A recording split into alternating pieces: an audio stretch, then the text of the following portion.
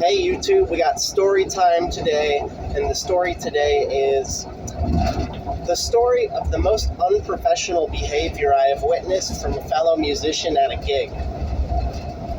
So, for the sake of the story, I'm going to call this guy Bob. That's not his real name, but Bob is a percussionist who I've played with, on and off for 10 years. I've known Bob for a long time. And I had a concert yesterday with the Macomb Symphony. It was an outdoor concert at like a summer festival, really fun. And we've been doing this concert for, 3 years now. And Bob was involved the first year and the second year, but Bob wasn't called for this year. He was not asked to be involved. And I think that kind of disappointed Bob. So what Bob did was he basically asked the conductor, pretty please, can I please play? He volunteered to play, so he said, I don't care that I'm not getting paid, I just want to play. Can I please play? So, day of the dress rehearsal, Bob comes, and, since we already had parts assigned, Bob had to take parts from other people, naturally. So, he'd find a triangle part here and there, but he also started doubling the snare drum on the marches. So I was playing snare drum on pretty much all the marches, and now I have to double snare drum with Bob. And doubling snare drum for marches is great. There's nothing wrong with it. But, I'll get to what happens later. So we have the dress rehearsal. It's a little bit shaky because Bob is kind of, jumping in there, trying to cover stuff that we used to cover. And he honestly throws off the groove a little bit, but whatever. Okay, day of the concert,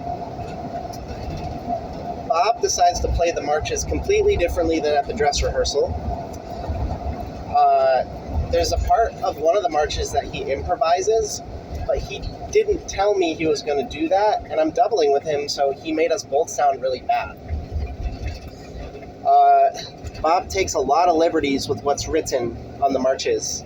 But the thing is, when you're doubling a part, you can't just take liberties because you have to sound together with the other person.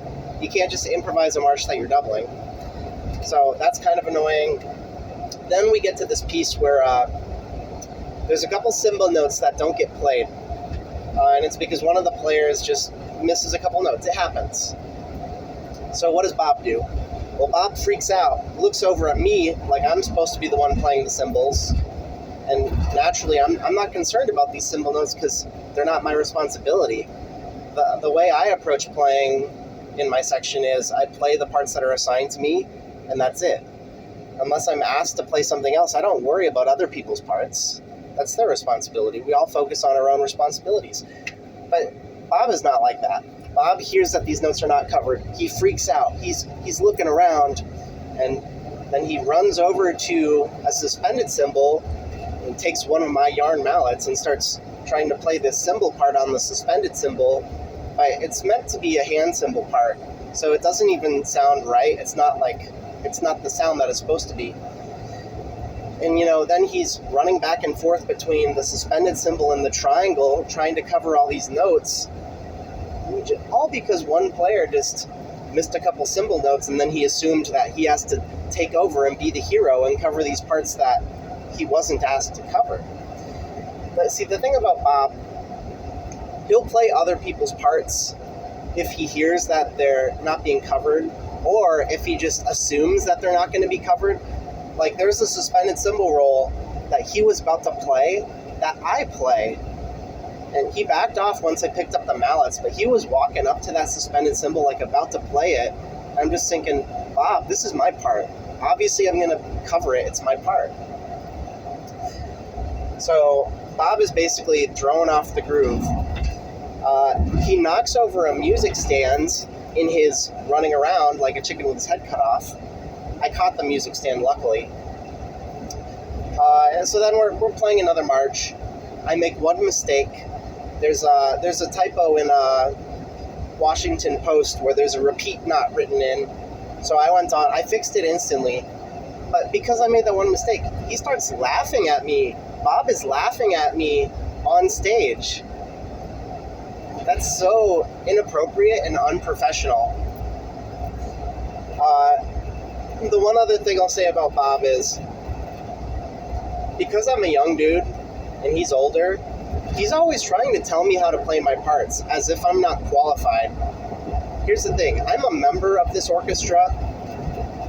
I mean, my name is on the website. I have a headshot on the website. He is not a member of this orchestra. He volunteered to play this concert for free because he really wanted to. He pleaded to. And then he comes in and starts trying to tell me how to play my part. Brother, you're not even a member. So I was really frustrated with Bob yesterday. If you're a member of a percussion section for an orchestra and you're not the principal percussionist, your job is to play the parts that are assigned to you to the best of your ability.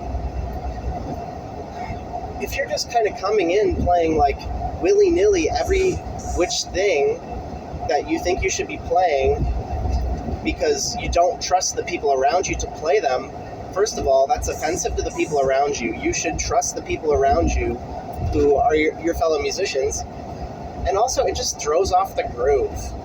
Like, you shouldn't be running around like a chicken with your head cut off, playing this, that, and the other thing. You should focus on your own job. But here's the thing, Bob didn't even have a job for this concert. We had everything covered long before Bob injected himself into our concert. So basically, he ruined the concert for me. I had a really bad time playing with Bob yesterday. And yeah, that's the story.